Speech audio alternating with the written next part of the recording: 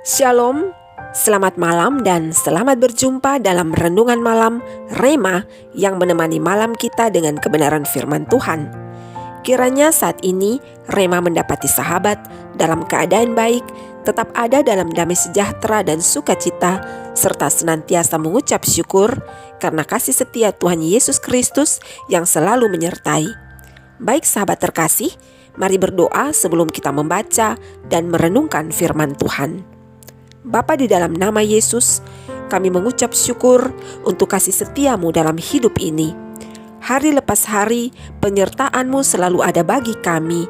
Kami berterima kasih karena malam ini kami dipertemukan dalam Rema untuk bersama belajar kebenaran dan kehendak-Mu. Kami menyerahkan waktu pemberitaan firman ini dalam kendali-Mu Bapa. Kuasailah kami dengan Roh Kudus, agar kami bisa memahami dan melakukan kehendak-Mu, sehingga hidup ini boleh menjadi berkat. Ampunilah kami seperti kami mengampuni mereka yang bersalah kepada kami. Dalam nama Tuhan dan Juru Selamat kami Yesus Kristus, kami berdoa. Haleluya. Amin. Bagian ayat firman Tuhan yang akan menuntun kita dalam perenungan saat ini terbaca dari Injil Matius pasal 15 ayat 22, 23, dan 25 yang tertulis demikian. Maka datanglah seorang perempuan Kanaan dari daerah itu dan berseru, "Kasihanilah aku ya Tuhan, anak Daud, karena anakku perempuan kerasukan setan dan sangat menderita." Tetapi Yesus sama sekali tidak menjawabnya. Lalu murid-muridnya datang dan meminta kepadanya, "Suruhlah ia pergi." Ia mengikuti kita dengan berteriak-teriak. Tetapi perempuan itu mendekat dan menyembah Dia sambil berkata, "Tuhan, tolonglah aku." Demikianlah firman Tuhan. Sahabat Rema, suku Kanaan adalah kelompok orang yang dahulu tinggal di tanah Kanaan pada tepi timur Laut Mediterania.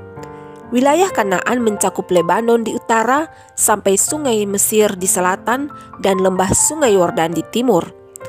Dalam kitab Kejadian pasal 10 dan kitab Bilangan pasal 34, tempat ini dijuluki sebagai Tanah Kanaan yang pada zaman ini mencakup negara Lebanon dan Israel serta beberapa bagian Yordan dan Suriah.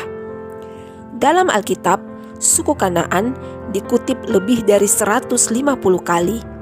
Mereka merupakan suku berhala yang fasik, keturunan cucu Nuh bernama Kanaan, anak dari Ham, seperti yang tertulis dalam kitab Kejadian pasal 9 ayat 18.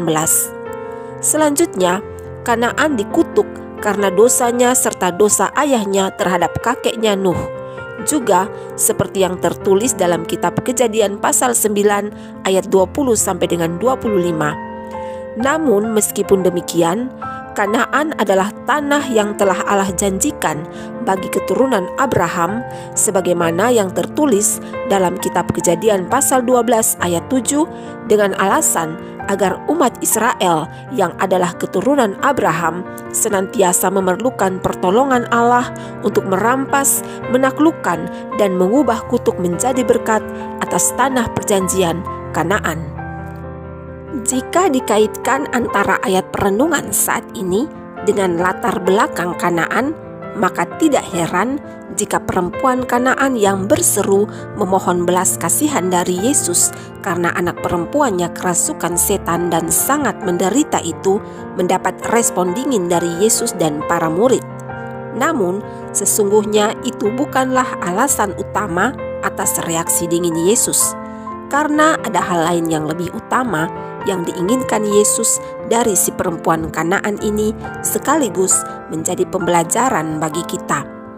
Sahabat Rema, kehadiran Yesus pasti selalu ada kesan baik yang luar biasa, sehingga hal itu tersiar dan membuat perempuan Kanaan yang dirundung masalah ini datang memohon belas kasihan dari Yesus.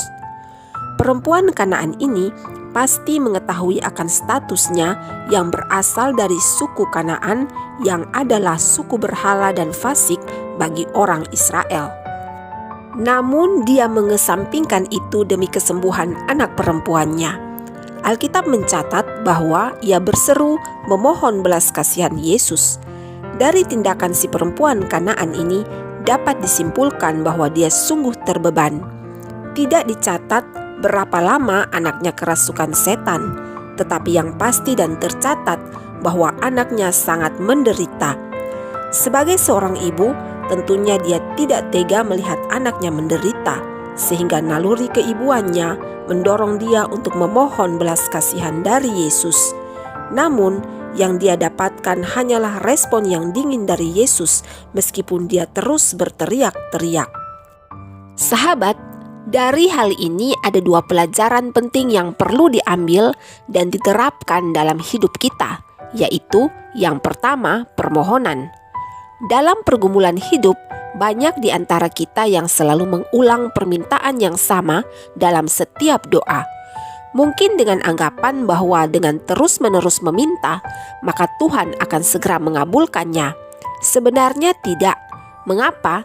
Karena jika kita terus-menerus meminta hal yang sama, itu berarti kita khawatir dan tidak yakin bahwa Tuhan akan mengabulkannya. Bukankah Yesus sendiri berkata dalam Injil Markus pasal 11 ayat 24, "Karena itu aku berkata kepadamu, apa saja yang kamu minta dan doakan, percayalah bahwa kamu telah menerimanya, maka hal itu akan diberikan kepadamu." Dari ayat ini, Yesus ingin memberitahukan kepada kita bahwa sesungguhnya Dia telah mendengar dan mengabulkan permintaan kita sejak pertama kali kita berdoa. Jadi, kita tidak perlu lagi mengulang-ulang permohonan yang sama terus-menerus. Ada tertulis dalam surat Paulus kepada jemaat di Filipi, dalam Filipi pasal 4 ayat 6, "Janganlah hendaknya kamu khawatir tentang apapun juga, tetapi nyatakanlah dalam segala hal keinginanmu kepada Allah dalam doa dan permohonan dengan ucapan syukur." Berarti dalam setiap doa kita harus bersyukur karena Tuhan telah mengabulkan permohonan-permohonan kita. Mengucap syukurlah sekalipun kita belum melihat wujud nyata dari setiap permohonan, karena dengan selalu mengucap syukur menandakan bahwa kita percaya Allah telah menjawab permohonan-permohonan kita.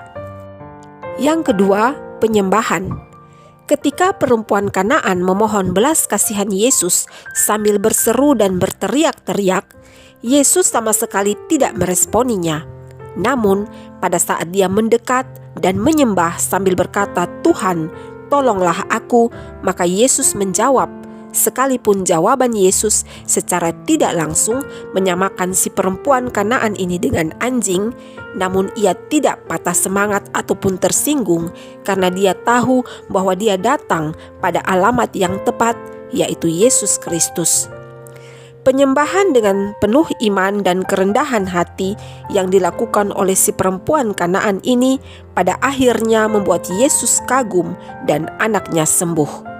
Sahabat, dari hal ini, marilah kita belajar bahwa jangan hanya memohon apa yang kita inginkan dari Tuhan, tetapi mendekatlah padanya dan sembahlah Dia dalam roh dan kebenaran. Mungkin jawaban tidak akan langsung kita dapatkan. Mungkin kita tidak melihat perubahan secara nyata, namun percayalah sahabat bahwa Tuhan sudah menyiapkan jawabannya bagimu. Hanya Dia menunggu waktu yang tepat untuk memberikannya bagimu, karena waktu Tuhan pasti yang terbaik. Sahabat Rema terkasih, tanamkanlah pada ingatan kita bahwa kita adalah anak raja di atas segala raja yang juga adalah pewaris kerajaan sorga. Janganlah posisikan diri dengan terus meminta, karena jika terus meminta, maka kita tidak akan mendapatkan perhatian Tuhan meskipun kita berseru dan berteriak-teriak. Datanglah pada Yesus, mendekatlah padanya dan sembahlah Dia.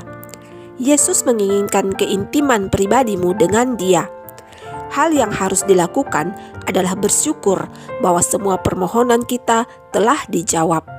Mulai saat ini, rubahlah cara pandang kita bahwa jika ingin permohonan kita dijawab Tuhan, maka kita tidak hanya sekedar memohon dan berseru, tetapi kita mendekat di kaki Yesus, yaitu belajar kehendak-Nya dan menyembah Dia dalam roh dan kebenaran dengan pujian dan ucapan syukur.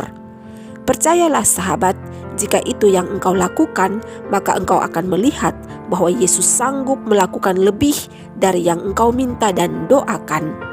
Kiranya rema saat ini boleh menjadi berkat dalam hidup kita dan membuat kita untuk semakin mengasihi Yesus. Sahabat, mari berdoa. Bapa kami yang di sorga, kami bersyukur untuk kebenaran firman-Mu. Ajarlah kami agar tidak hanya selalu meminta, tetapi juga selalu menyembah-Mu dengan iman dan ucapan syukur bahwa kami telah menerima apa yang kami minta. Ampunilah kami Bapa, jika selama ini kami hanya mementingkan kepentingan kami. Dalam nama Yesus Kristus kami berdoa. Amin.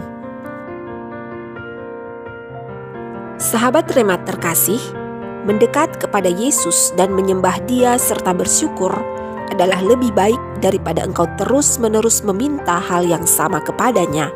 Karena dengan menyembah dan bersyukur secara tidak langsung engkau telah menyatakan betapa engkau mengasihi Dia, betapa agungnya Dia dalam hidupmu, dan betapa bangganya engkau menjadi anaknya.